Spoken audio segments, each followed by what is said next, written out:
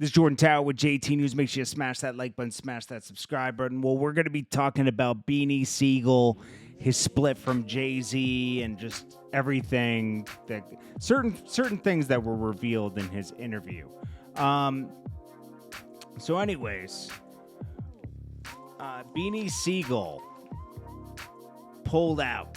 He actually pulled out on Lyor Cohen before. So, like, I guess they were having a dispute with like his first single or something, and he had disagreements of what his single would be versus what Lyor said. Lyor said, like, you don't have a radio record or something like that.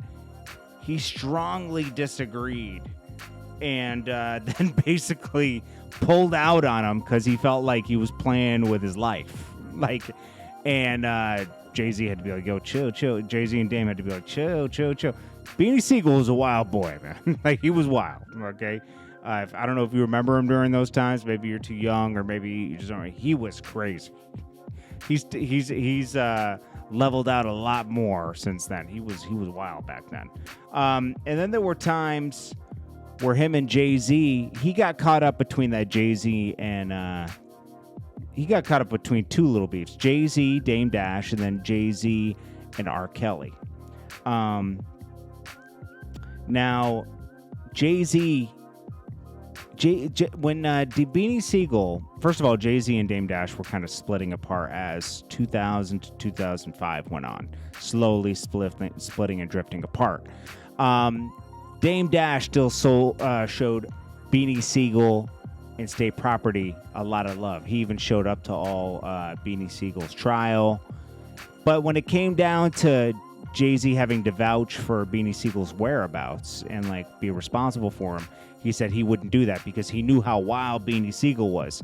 But Beanie Sigel took it as, like, he's dissing me. Like, he's not being my friend, you know? And he didn't see that, hey, I'm kind of crazy. I might need to run or something right now from this, and he's not vouching for me. So while he was away in jail, Jay-Z did the tour with R. Kelly, the best of both worlds, and we all know how that turned out. They didn't get along after a while. R. Kelly and Jay-Z had beef. Okay, so when Beanie Sigel got home, he did a song with R. Kelly, but the label wouldn't get behind it. I think everything had moved over to Def Jam at that point.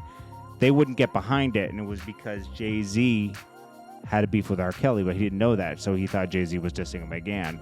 And this is what caused a big divide between Jay-Z and Beanie Sigel, as well as he thought Jay-Z was dissing him on songs. When he said, on one song, he said, I ain't trying to change you, just give you some game to make a transition from the streets to the fame. Now, he said he took it literally, and I would have too, right? That, hey, you never sat down and gave me a game, but he said this was the game. I just didn't get it at the time. Like, you gotta make that transition from the streets to fame.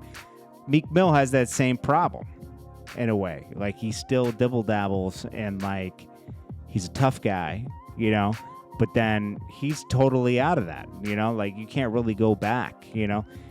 Meek Mill wasn't the toughest guy before, and right now he thinks he's more tough because he has the money and everything, but it's like, dude, just get away from that stuff. You know what I mean? You don't have to, just move smart and don't get involved in all that kind of stuff, because the streets will pull you backwards. You know, you kind of gotta, everyone wants to make it out. Just come back and help, you know, like, come back and give back. Make it special when you go back, you know, don't always be there. And then on the Drake track, he talked about Beans will tell you if he still wasn't in his feelings, because he was like, they made millions and millions. Beans will tell you if he wasn't in his feelings. And, you know, Beanie Sigel had been dissing Jay-Z for years. I remember Jay-Z even had to address it once, and he said, you see, when people diss me, they always say what I didn't do for them. You're a grown man. What didn't you do for yourself? I don't know. I think the whole thing with Jay-Z and Dame Dash just got too much, and these guys, you have a responsibility.